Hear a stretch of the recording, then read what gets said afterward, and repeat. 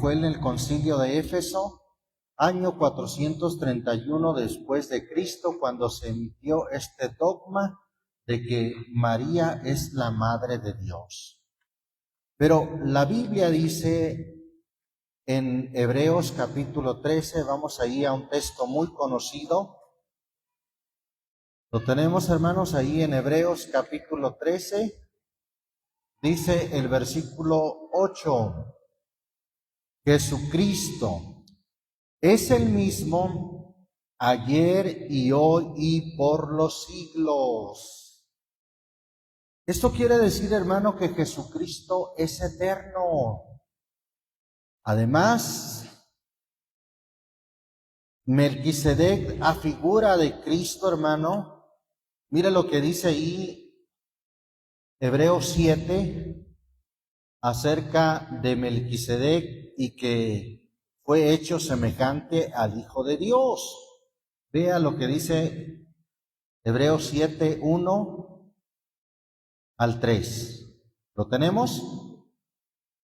Porque este Melquisedec, rey de Salem, sacerdote del Dios Altísimo, el cual salió a recibir a Abraham que volvía de la derrota de los reyes y le bendijo, al cual asimismo dio a Abraham los diezmos de todo. Primeramente él se interpreta rey de justicia y luego rey de Salem, que es rey de paz. Dice, sin padre. ¿Y qué más? Sin madre, sin linaje, que ni tiene principio de días ni fin de vida, mas hecho semejante al Hijo de Dios, permanece sacerdote para siempre. Cristo, hermano, es sacerdote según el orden de Melquisedec. Lo dice el versículo 11, mire, si pues la perfección era por el sacerdocio levítico, porque debajo de él recibió el pueblo la ley, ¿qué necesidad había aún de que se levantara otro sacerdote según el orden de Melquisedec y que no fuese llamado según el orden de Aarón?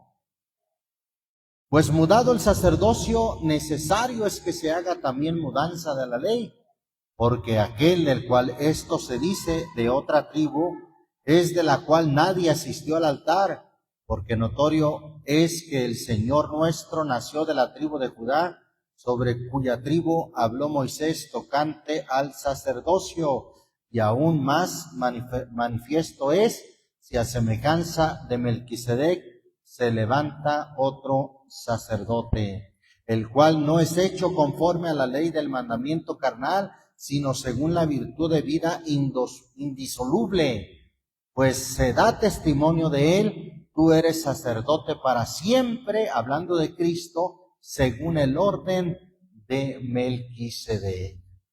Alabamos el nombre del Señor Jesucristo. Bien, consideramos también lo que el Señor dijo allí en Juan capítulo 8, Evangelio según Juan, capítulo 8, versículo 56 al 58. ¿Tenemos? Dice ahí la bendita palabra de Dios, Juan 8, 56 al 58. Abraham vuestro padre se gozó por ver mi día, y lo vio y se gozó. ¿Quién está hablando aquí, hermano? El Señor Jesús. Dijéronle entonces los judíos, aún no tienes 50 años, ¿ya has visto a Abraham? Díjoles Jesús, de cierto os digo, antes que Abraham fuese, ¿qué dice? Yo soy antes que Abraham. Entonces, Jesús fue antes que María, hermanos. Sí, y si fue antes de María, ¿cómo María iba a ser su madre de Dios? En cuanto a su divinidad, Jesús es antes que María, es más, como dice aquí el texto, es antes que Abraham. Sabemos que en cuanto a la carne, Jesús es hijo de María. María fue la madre de Jesús, En cuanto a la carne, como dice ahí Romanos capítulo 9, versículo 5, nos revela dos verdades este versículo. Mire, vamos ahí a Romanos 9, versículo 5. ¿Lo tenemos? Un texto que inclusive aprendimos de memoria, dice, cuyos son los padres o de quienes son los patriarcas, de los cuales es Cristo, ¿según qué? Según la carne, o sea que según la carne sí vino a ser hijo de María. Amén. Pero la segunda parte del texto dice, el cual es Dios sobre todas las cosas, bendito por los siglos. Amén. El que es eterno, hermano, el que es Dios sobre todas las cosas, no pudo haber sido como Dios, no pudo haber tenido una madre que le antecediera, una madre que fuera antes que Él. Por supuesto que no. Colosenses 1, mire lo que dice Colosenses capítulo 1. Gloria al Señor Jesucristo. ¿Lo tenemos? Dice ahí, vamos a leer desde el versículo 15. Hablando de nuestro Señor Jesús, dice, el cual es la imagen del Dios invisible, el primogénito de toda criatura. Es decir, el primero, a eso se refiere primogénito. No que haya sido el primero en nacer, no, sino que se refiere a que Él es el primero de toda criatura. Versículo 16, porque por Él fueron creadas todas las cosas que están en los cielos y que están en la tierra, visibles e invisibles, sean tronos, sean dominios, sean principados, sean potestades, todo fue creado por Él y para Él. Versículo 17, ¿qué dice? Y Él es antes de todas las cosas. En su divinidad, hermano, ¿fue antes que María? Por supuesto que sí, hermano.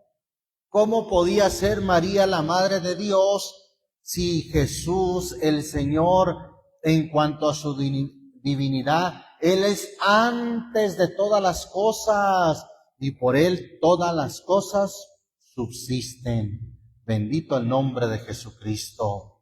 Apocalipsis 1. Apocalipsis capítulo 1, vamos ahí al último libro de la Biblia, que es el libro de Apocalipsis o también llamado Revelación. ¿Lo tenemos? Leemos del versículo 7, leemos el 7 y el 8. Dice en el nombre del Señor Jesús, he aquí que viene con las nubes, y todo ojo le verá. Y los que le traspasaron, ¿a quién es al que traspasaron? Al Señor Jesús. Y todos los linajes de la tierra se lamentarán sobre él, así sea. Amén.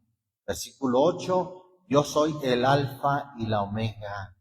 De una manera simbólica, hermano, ¿qué era el alfa? ¿O es alfa la primera letra del alfabeto griego y omega la última letra? Entonces, de una manera figurada o simbólica, Él es el alfa y la omega, principio y fin, dice el Señor, que es y que era y que ha de venir el Todopoderoso, principio y fin. Entonces, ¿cómo puede ser María la Madre de Dios? No encaja, no cuadra con las Escrituras. Es un dogma de hombres. Versículo 11 de ahí mismo nos dice que decía, yo soy el alfa y omega, el primero y el último. Escribe en un libro lo que ves y envíalo a las 7 iglesias que están en Asia. Bueno, hasta ahí el Señor vuelve a decir, yo soy el alfa y omega, el primero y el último. Alabamos el nombre del Señor Jesús. Esto es lo que dice la Biblia. No encaja, hermano, con el dogma del Concilio de Éfeso del año 431. El segundo dogma que tiene la Iglesia Popular Romana es la perpetua virginidad. Y se emitió también en un dogma en el Concilio de Letrán, tome nota, Concilio de Letrán en el año 649. Ahí se emitió, se promulgó este dogma en el año 649, Concilio de Letrán, de la perpetua virginidad de María. Es decir, para siempre virgen, según este dogma. Pero, ¿qué dice la Biblia? Otra vez, estos dogmas chocan con lo que dice la Biblia. ¿Y a quién es menester obedecer, hermano? A Dios antes que a lo que los hombres promulgan. Mateo capítulo 13, versículo 55 y 56. Amén. Dijeron, ¿no es este el hijo del carpintero? ¿No se llama su madre María y sus hermanos Jacobo y José y Simón y Judas? ¿Y no están todas sus hermanas con nosotros? ¿De dónde pues tiene todas estas cosas? Habla de los hermanos del Señor Jesús, inclusive de las hermanas.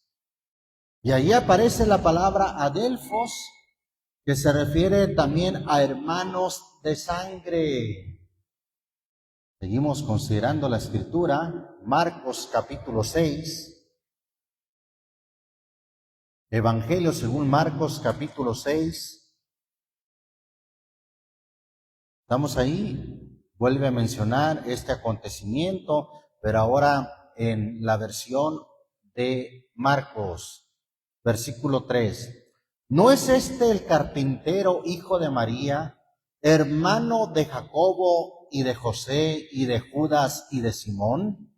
¿No están también aquí con nosotros sus hermanas? Y se escandalizaban en él. ¿Por qué se escandalizaban? Porque decían, ¿de dónde tiene tanta sabiduría? ¿Qué sabiduría es esta que le es dada? Si lo conocían, que era, como se creía, hijo del carpintero, hijo de María, hermano de Jacobo y de José y de Judas y de Simón. Entonces, la Biblia habla de los hermanos e inclusive hermanas de Jesús. Amén. Hechos capítulo 1. Libro de los Hechos capítulo 1. ¿Estamos ahí, hermanos? Versículo 14. Después de dar la lista de los apóstoles que estaban ahí esperando la promesa de ser llenos del Espíritu Santo, dice el versículo 14, todos estos perseveraban unánimes en oración y ruego con las mujeres y con María. ¿Cuál María? Madre de Jesús. ¿Y con quién más? Y con sus hermanos de él. ¿De quién él? Del Señor Jesús. Y está otra vez citando a María, la Madre de Jesús, con sus hermanos. Alabamos el nombre del Señor Jesucristo. Juan, volviendo al Evangelio de Juan, pero ahora en el capítulo 7, Juan capítulo 7, versículo 3. ¿Lo tenemos, hermanos? Dice en el nombre del Señor Jesús. Voy a leer desde el 1 para tener más contexto.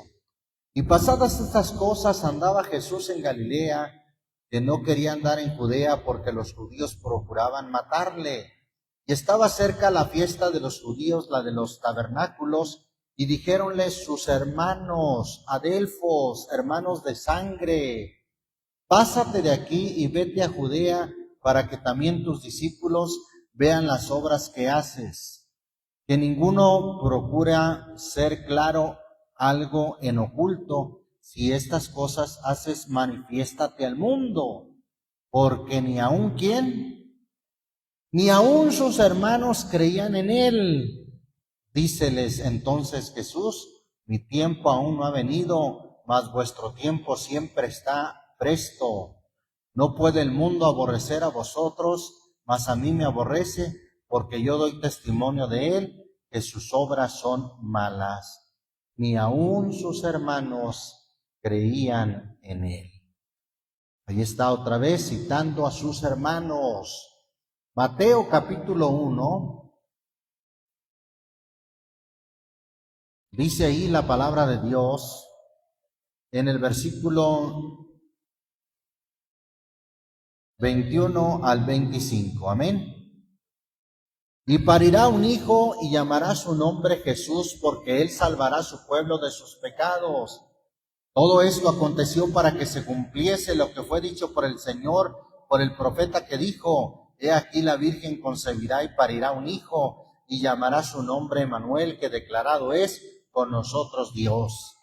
Y despertando José del sueño, hizo como el ángel del Señor le había mandado, y recibió a su mujer, y no la conoció. ¿Hasta cuándo? Hasta que parió a su hijo primogénito. ¿Qué es eso de que no la conoció? Se refiere en cuanto a la intimidad sexual. Inclusive otra versión, Nueva Traducción Internacional, dice: y no tuvo relaciones sexuales hasta que parió a su hijo primogénito. Quiere decir que de ahí en adelante sí conoció y cohabitó con su marido. ¿Pecado eso? No, la Biblia dice: honroso es en todos el matrimonio y el hecho sin mancilla o sin mancha, mas a los adúlteros y a los fornicarios, a esos sí juzgará Dios. Pero lo que se hace en el matrimonio, dentro del matrimonio, es honroso. Así dice la Biblia. La escritura es Hebreos 13, versículo 4. Alabamos al Señor Jesús. Ahora, otra palabra que es clave aquí antes de irnos de Mateo 1:25, dice primogénito.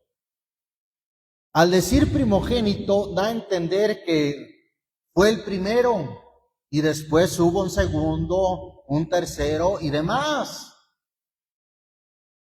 Si fuera el único, pues dijera ahí su hijo único, su hijo unigénito. Pero no, dice: parió a su hijo primogénito, es decir, el primero, y llamó su nombre Jesús. Alabamos el nombre del Señor Jesús.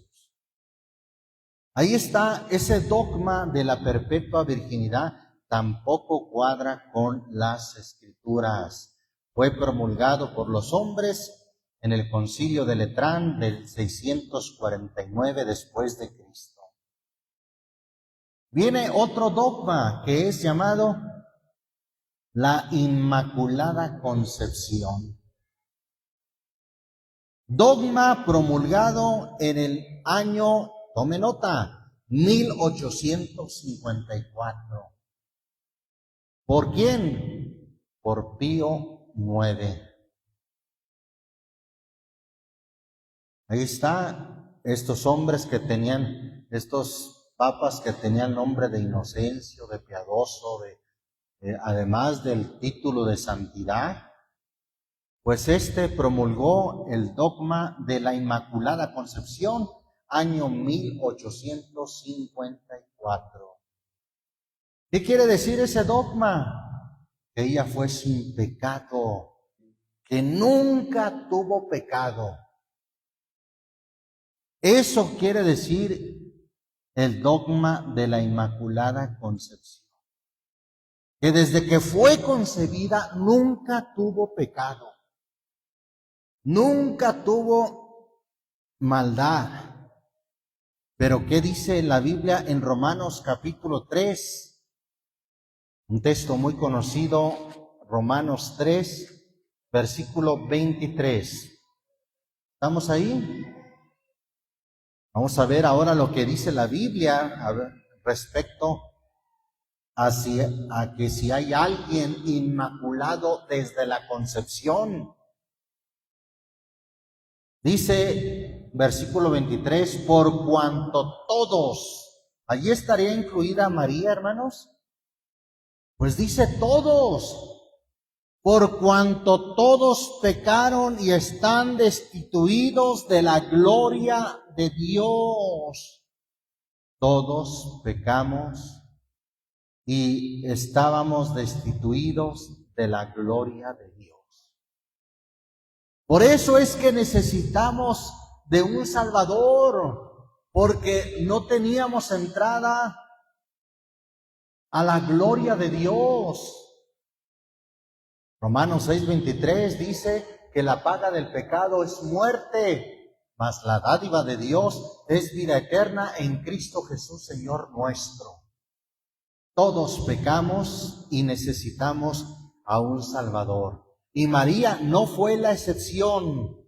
María también necesitó de un Salvador. Lucas capítulo 1, Evangelio de Lucas capítulo 1. Mira lo que dice el versículo. Gloria al Señor Jesucristo. Lucas 1, versículo 46, 47 y 48. Amén. Entonces María dijo, engrandece mi alma al Señor, y mi espíritu se alegró en Dios. ¿Cómo le llama a Dios aquí María? Mi Salvador. ¿Necesitaba de un Salvador María? Por supuesto que sí. ¿Por qué? Porque obviamente, al igual que todos los seres humanos, no estaba exenta de pecado. Por cuanto todos pecaron y están destituidos de la gloria de Dios. Entonces, por eso ella clamó y dijo, y mi espíritu se alegró en Dios, mi Salvador, el que me salva, porque ha mirado a la bajeza de su criada, porque aquí desde ahora me dirán, bienaventurada todas las generaciones. Entonces ahí está el dogma de la Inmaculada Concepción, dogma del año 1854, no cuadra tampoco con las Escrituras. Bueno, hay otro dogma muy más reciente, apenas del siglo pasado, que se llama Asunción de María en cuerpo y alma. Y para poder declarar supuestamente esa verdad, se tuvieron que esperar hasta el año 1950. El Papa Pío XII promulgó ese dogma, Asunción de María en cuerpo y alma. Eso, hermano, no cuadra con las Escrituras. Vamos a ver por qué. Vamos allí a los Corintios capítulo 15. Primera carta a los Corintios 15. Gloria al Señor Jesús. ¿Lo tenemos? Leemos primeramente allí el versículo 20 al 23. Dice, en el nombre del Señor Jesús, mas ahora Cristo ha resucitado de los muertos. Primicia de los que durmieron o de los que murieron es hecho. A eso se refiere, los que murieron. Porque por cuanto la muerte entró por un hombre, también por un hombre la resurrección de los muertos. Porque así como en Adán todos mueren, así también en Cristo todos serán vivificados. Pero dice el versículo 23 que hay un orden, mas cada uno en su orden. Cristo las primicias, o Cristo el primero en cuanto a qué? en resucitar, en ascender al cielo en cuerpo y alma. Pero ¿quiénes siguen y cuándo? Luego los que son de Cristo, ¿hasta cuándo? Hasta en su venida. ¿Y María era de Cristo, hermano? Por supuesto que sí. Entonces ella, al igual que todos los hermanos y toda la iglesia, tendrá que esperar hasta la venida de Cristo para resucitar y ascender al cielo en cuerpo y alma. Amén. Así dice la Escritura. Ahí mismo en este capítulo 15, pero vamos al versículo 51 y 52, dice: He aquí os digo un misterio, todos ciertamente no dormiremos, mas todos seremos transformados, todos. ¿Cuándo? No que se nos haya adelantado María, no, hermano. Dice el versículo 52, en un momento, en un abrir de ojo, a la final trompeta. La Biblia habla de 7 trompetas que se tocarán en el tiempo del fin. Hasta entonces, dice, será tocada la trompeta y los muertos serán levantados sin corrupción. Ahí está, en cuerpo y alma. Serán levantados sin corrupción y nosotros seremos transformados. 53, porque es menester que esto corruptible sea vestido de incorrupción y esto mortal sea vestido de inmortalidad. Alabamos al Señor Jesús. Ahí está, nadie. El primero fue el Señor Jesucristo y de ahí todos tenemos que esperar a ascender al cielo, aún en cuerpo y alma, hasta la venida de nuestro Señor Jesucristo. Como dice también primera los Tesalonicenses, capítulo 4, primera los Tesalonicenses 4, versículo 16. Vamos a leer el 15 también, amén. Por lo cual os decimos esto en palabra del Señor, que nosotros que vivimos, que habremos quedado ¿hasta cuándo? Hasta la venida del Señor, no seremos delanteros a los que durmieron, porque el mismo Señor con aclamación, con voz de arcángel y con trompeta de Dios, descenderá del cielo, y los muertos en Cristo resucitarán primero. Pero esto ¿hasta cuándo? Hasta la venida del Señor. Luego nosotros los que vivimos, los que quedamos, juntamente con ellos seremos arrebatados en las nubes a recibir al Señor en el aire y así estaremos siempre con el Señor. Eso es lo que dice la Biblia acerca de ascender en cuerpo y alma, hermano. La resurrección en un cuerpo glorificado, pero ¿hasta cuándo? Hasta la venida de nuestro Señor Jesucristo. Amén. Vamos a ver, hermano, otro dogma. María, Reina del Cielo. También promulgado por el Papa Pío XII, inclusive tengo la fecha, el 1 de noviembre de 1950. María, Reina del Cielo. La Biblia a la única que le llama reina es a una diosa de los paganos. Vamos a ver lo que dice Jeremías capítulo 7. Sí, anotó María Reina del Cielo, también un dogma promulgado por el Papa Pío XII en el año 1950. Al igual que el de la Asunción de María, 1950. Jeremías, capítulo 7. ¿Estamos ahí? Vamos al versículo 18. Los hijos cogen la leña y los padres encienden el fuego, y las mujeres amasan la masa para hacer tortas. ¿A quién? A la Reina del Cielo, y para hacer ofrendas a dioses ajenos. para provocarme a ira. Ahí está, un ídolo pagano, una diosa llamada la Reina del Cielo.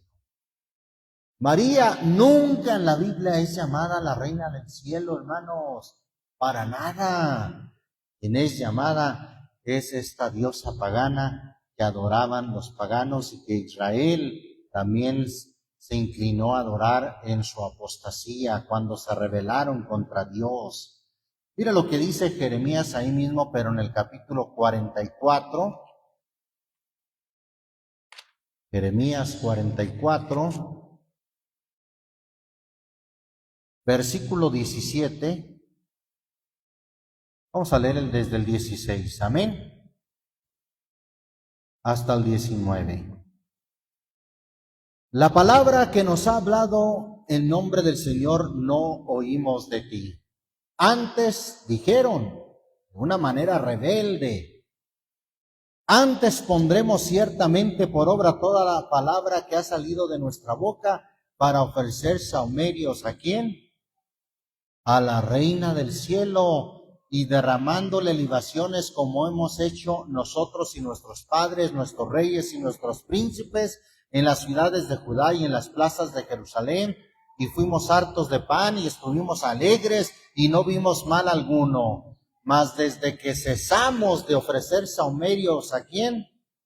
A la Reina del Cielo, y de derramarle libaciones, nos falta todo, y a cuchillo y a hambre somos consumidos. Y cuando ofrecimos sahumerios a la Reina del Cielo y le derramamos libaciones, hicímosle nosotras tortas para tributarle culto, y le derramamos libaciones sin nuestros maridos. Ahí está lo que la Biblia habla de la dichosa Reina del Cielo, una diosa pagana.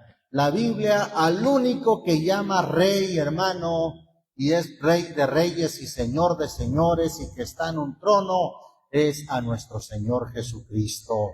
Apocalipsis 4 nos lo dice. Gloria a Dios. Apocalipsis 4, versículo 1. Versículo 1 al 4 dice, en el nombre del Señor Jesús. Después de estas cosas miré aquí una puerta abierta en el cielo, y la primera voz que oí era como de trompeta que hablaba conmigo diciendo, sube acá y yo te mostraré las cosas que han de ser después de estas. Y luego yo fui en espíritu, he aquí un trono que estaba puesto en el cielo, y sobre el trono, ¿quién estaba o cuántos estaban? Uno sentado, no dos, no tres, no María, no, uno sentado. Y al que estaba sentado era al parecer semejante a una piedra de jaspe y de sardio, y un arco celeste había alrededor del trono, semejante en el aspecto a la esmeralda, y alrededor del trono había 24 sillas, y vi sobre las sillas 24 ancianos sentados, vestidos de ropas blancas, y tenían sobre sus cabezas coronas de oro. Y el 5 comienza diciendo, y del trono salían relámpagos y truenos y voces. Ahí está uno, el Rey de reyes y Señor de señores, que es nuestro Señor Jesucristo, tal y como lo dice también ahí Apocalipsis 19, ya que estamos ahí en Apocalipsis, capítulo 19, versículo 14 al 16, amén.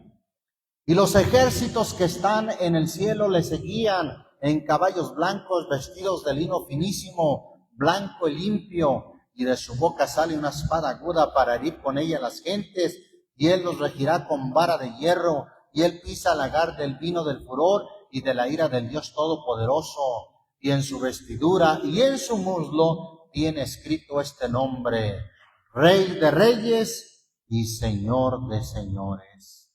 Alabamos el nombre del Señor Jesucristo. Ahí está, hermano, el dogma de María, Reina del Cielo. Tampoco cuadra, tampoco asienta a la sana doctrina. Bien, el sexto, pudiéramos decir el sexto credo de fe no está estipulado como un dogma, porque es algo que tienen como una fe popular toda la Iglesia Popular Romana. ¿Cuál es? Corredentora con Cristo. Es decir, es redentora juntamente con Cristo por la humanidad, por los pecados del mundo. ¿Qué dice la Biblia de eso? Pues vamos a ver lo que dice Isaías 53, versículo 5. Isaías 53, versículo 5, un texto muy conocido que nos dice, ¿estamos ahí? Hablando del Mesías, mas él herido, el único, nuestro Señor Jesucristo, mas él herido fue por nuestras rebeliones, molido por nuestros pecados, el castigo de nuestra paz sobre él. ¿Sobre quién él? Sobre el Mesías, sobre el Señor Jesús, y por su llaga fuimos nosotros curados o sanados. Alabamos el nombre del Señor Jesús. Primera Timoteo, vamos al Nuevo Testamento. Primera Timoteo capítulo 2. Carta Primera a Timoteo 2, versículo 5. Un texto muy conocido también, donde no puede haber otro redentor a la par de Cristo. Pues mire lo que dice este texto.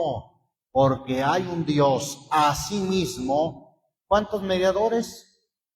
Un solo mediador entre Dios y los hombres. ¿Quién es? Jesucristo, hombre. El único mediador es Jesucristo. ¿Qué dijo el Señor Jesús en Juan 14:6? Jesús les dijo, yo soy el camino, la verdad y la vida. Nadie viene al Padre sino por mí. Él es el único redentor, no hay otro. ¿Qué nos dice Hechos capítulo 4, versículo 12? Otro texto muy conocido. En ningún otro hay salvación, en ningún otro. Nadie más puede ayudar a la salvación, no. En ningún otro hay salvación, porque no hay otro nombre debajo del cielo dado a los hombres en que podamos ser salvos. En ningún otro hay salvación, única y exclusivamente en nuestro Señor Jesucristo. Hebreos capítulo 10, vamos en este sexto dogma de fe que tiene la Iglesia Popular Romana como corredentora con Cristo, y tampoco cuadra con las Escrituras. Hebreos 10, ¿lo tenemos? Dice ahí la palabra de Dios en el versículo 12, pero hablando de nuestro Señor Jesús, usted puede leer el contexto y se refiere al Señor Jesús. Habiendo ofrecido por los pecados un solo sacrificio para siempre, está sentado a la diestra de Dios. Un solo sacrificio, un solo redentor, nuestro Señor Jesucristo. Entonces no puede haber otro redentor o otra redentora.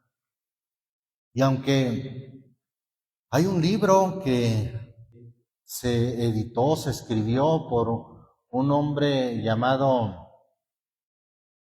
Ildefonso de María de Ligorio, que la Iglesia Popular lo canonizó y le puso San Alfonso.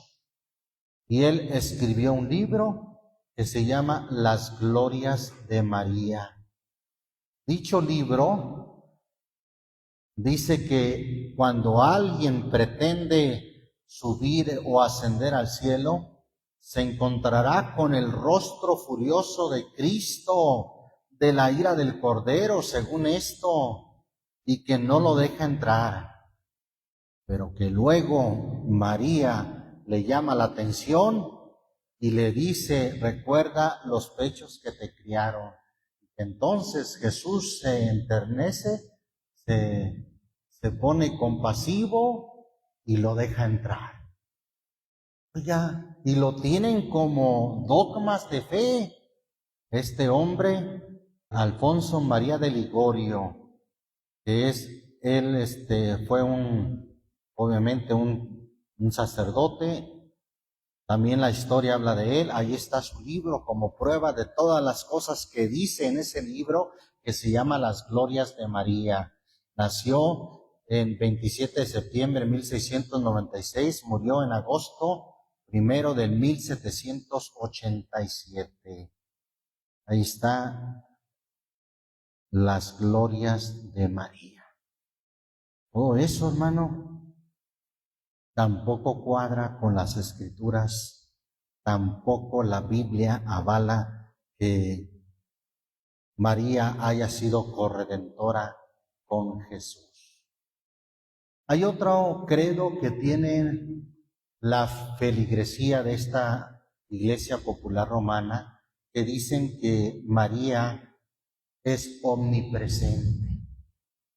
O sea que donde quiera que le oren, donde quiera que le pidan, ahí está María escuchando.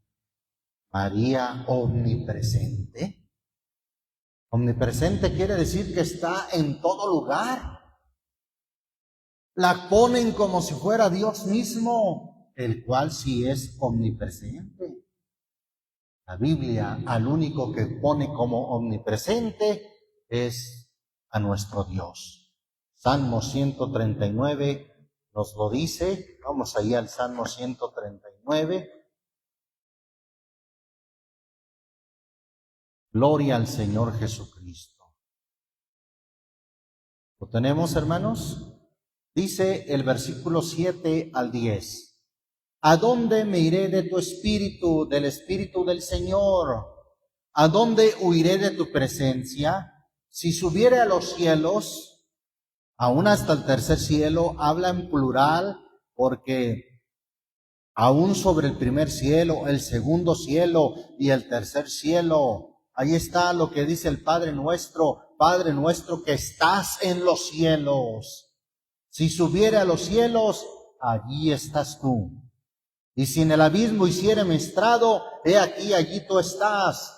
Si tomare las alas del alba y habitar en el extremo de la mar, aún allí me guiará tu mano y me asirá tu diestra. El único omnipresente de Dios es nuestro Señor y Dios Jesucristo.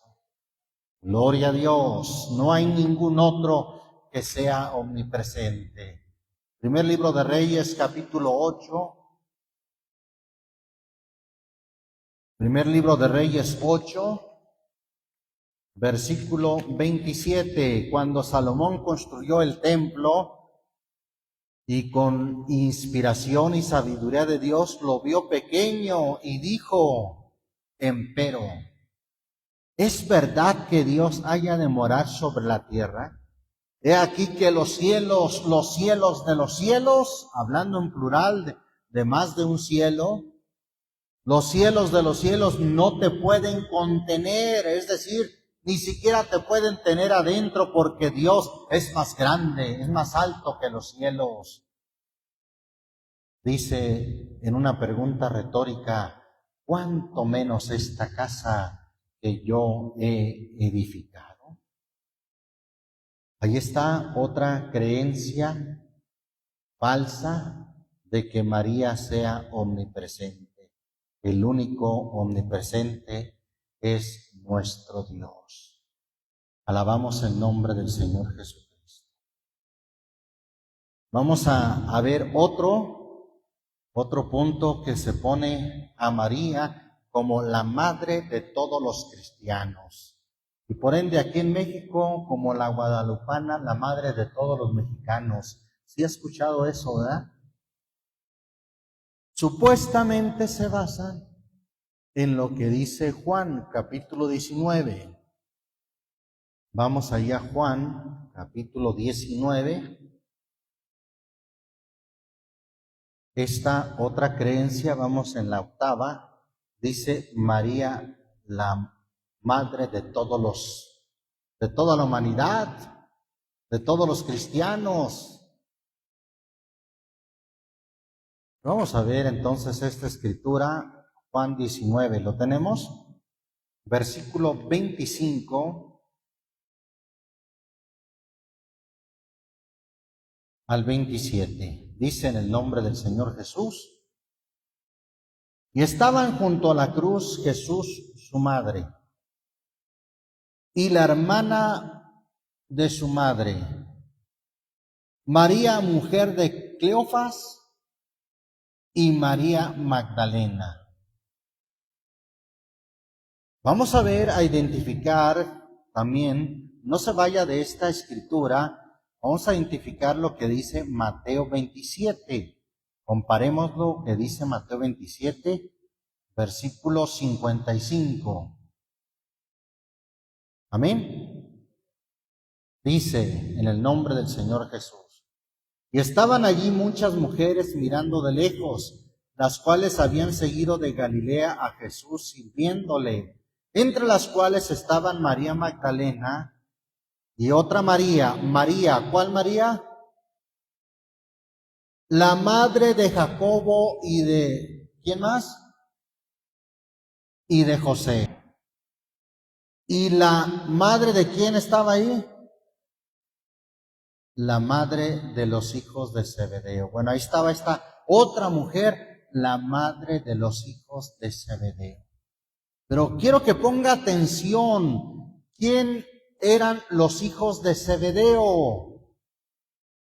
Véalo en Mateo 4, versículo 21.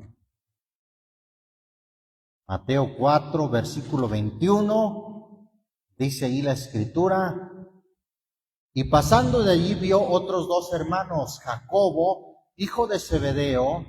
¿Y quién era el otro hijo de Zebedeo? Y Juan, su hermano, es decir, Juan el apóstol, era hijo de Zebedeo, es decir, allí estaba la madre de Juan el apóstol, el discípulo amado, la madre de los hijos de Zebedeo. Allí estaba presente. Tome nota de eso, hermano. Ahí estaba la verdadera madre de Juan el apóstol, pues es la madre de los hijos de Zebedeo. Amén. Volviendo ahora sí a Juan capítulo 19, dice ahí la escritura, volvemos a leer el versículo 25. Y estaban junto a la cruz de Jesús, su madre, la hermana de su madre, María, mujer de Cleofas, y María Magdalena. Pero ya vimos a otras mujeres que estaban allí, entre ellas la madre de Juan. 26. Y como vio Jesús a la madre, la versión, sé que la versión 60, otra versión dice, como vio Jesús a su madre, pero esa palabra en el original, en el interlineal del griego al español, dice, como vio Jesús a la madre. Ahí no está diciendo que a la madre de él. Vamos a seguir diciendo, y al discípulo que él amaba. ¿Quién era este discípulo? Juan, que estaba presente, dice a su madre. ¿A la madre de quién? Según el contexto, a la madre de Juan. Le dice, mujer, he ahí tu hijo. Después dice al discípulo, a Juan, a uno de los hijos de Zebedeo, he aquí tu madre. Y desde aquella hora el discípulo la recibió consigo. ¿Por qué el Señor dijo esto, hermano? Poco tiempo después, ¿sabe lo que pasó con uno de los hijos de Zebedeo, con Jacobo? Fue muerto en una persecución. Herodes hizo una persecución, según marca el capítulo 12 de los Hechos, y mató en esa persecución a Jacobo. Entonces, prácticamente la madre de Juan quedó con un solo hijo, y eso lo sabría el Señor Jesús, hermano? Sí. Sabía que Juan iba a necesitar a su madre y viceversa, que aquella mujer iba a necesitar a su hijo. Si esto no fuera así, ¿cómo cree que se hubiera sentido la verdadera madre de Juan que le estuviera diciendo Jesús a María? Diciéndole, mujer, he aquí tu hijo. ¿Qué hubiera hecho? ¿Cómo se hubiera sentido mal la verdadera madre? ¿No le parece? Que Jesús le haya puesto otro hijo, estando presente la verdadera madre. ¿Cómo se sentiría usted si alguien le dijéramos a la hermana Claudia, hermana Claudia, acá está su madre, y la hermana Rosa allá? ¿Qué diría la hermana Rosa? De Cristo, pues si yo aquí estoy, yo soy su madre. Claro que el Señor, hermano, no iba a decir esa mentira, porque su madre de él, María, no era madre de Juan. Y tampoco iba a hacer sentir mal a la madre de Juan, estando ahí presente. Entonces, es una aberración decir, primero, es un error decir que ahí se estaba refiriendo a Juan, más bien que se estaba refiriendo a María como madre de Juan. No, ahí estaba la verdadera madre de Juan. Y le dijo, he ahí tu hijo. Pero es un error mayor decir que allí la está poniendo como madre de toda la humanidad, de todos los cristianos. Otra creencia falsa acerca de María. Por último, las apariciones de María. Bueno, pues la Biblia dice, hermano, que Dios, habiendo hablado de muchas maneras en otros tiempos a los padres por los profetas, eso lo dice Hebreos capítulo 1, versículo 1 y 2, en estos postreros días nos ha hablado no por apariciones, nos ha hablado por el Hijo, por Jesucristo. ¿Y cómo nos habla Jesucristo? ¿Qué dijo el Señor en Mateo 24:35? Los cielos y la tierra pasarán, mas mis palabras no pasarán. Amén. Mire lo que dice acerca de la aparición de María o de la Guadalupana aquí en México. Algunas cosas que no concuerdan, que son incongruentes. La discrepancia entre la tradición religiosa y la investigación científica o histórica se divide en varios puntos. Uno, el material de la tela del ayate. Aunque popularmente se cree que el ayate está hecho de fibra de maguey isle, peritajes han revelado que la tela está compuesta de lino y cáñamo, materiales utilizados en aquel tiempo en Europa, lo que sugiere que podría ser una pintura sobre un lienzo importado y no una prenda indígena como se dice. Dos, otra incongruencia, el tamaño de la yate o de la tilma. El manto mide aproximadamente 1,70 m por 1,05 de ancho. Los críticos señalan que un ayate usado por un indígena en el siglo XVI medía alrededor de 1 metro de largo, por lo que esta tela o este ayate es demasiado grande para haber sido la prenda original que portaba un supuesto indio Juan Diego. Fíjense, si el ayate se llevaba de aquí, del abajito del cuello hasta las rodillas, Pues se calcula que por lo menos un hombre llevando ese yate de 1,70 m tendría que haber medido por lo menos 2,30 m. Casi un gigante. Y los indígenas tienen fama de ser altos o bajitos. Bajitos. ¿Cómo iba a portar con un yate de 1,70 m? No. Otra técnica de la pintura.